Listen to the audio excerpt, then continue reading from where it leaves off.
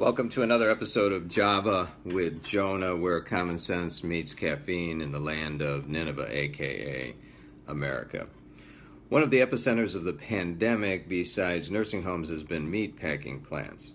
Workers were getting the virus in droves, some were dying, some plants started to temporarily close, then Trump signed an executive order to reopen them, despite the risk.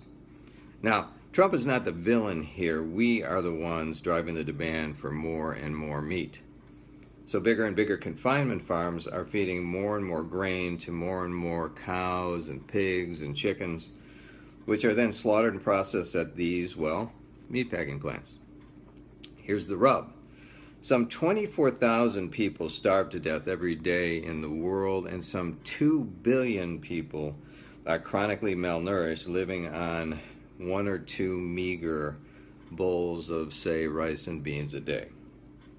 Now, listen to this. Cornell professor of ecology David Pimentel reports that if all the grain currently fed to livestock in the U.S.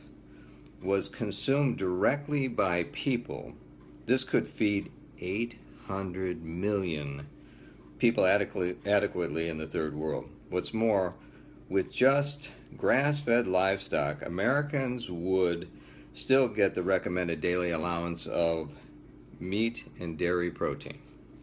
Translated, a majority of American diets are meat gluttonous as the day is long in comparison to our brothers and sisters with such chronic, dire food insecurity in the third world. So, what do?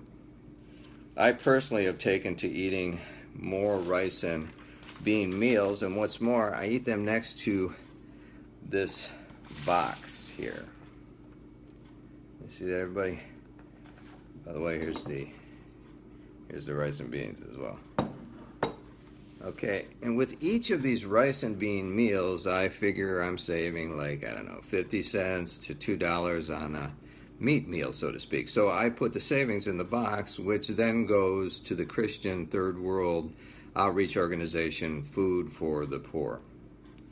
Well, I don't do all this perfectly. It's indeed on my mind much more since I put the box on the table. And Jesus will say, hopefully, at the end of time, when I was hungry, you gave me something to eat.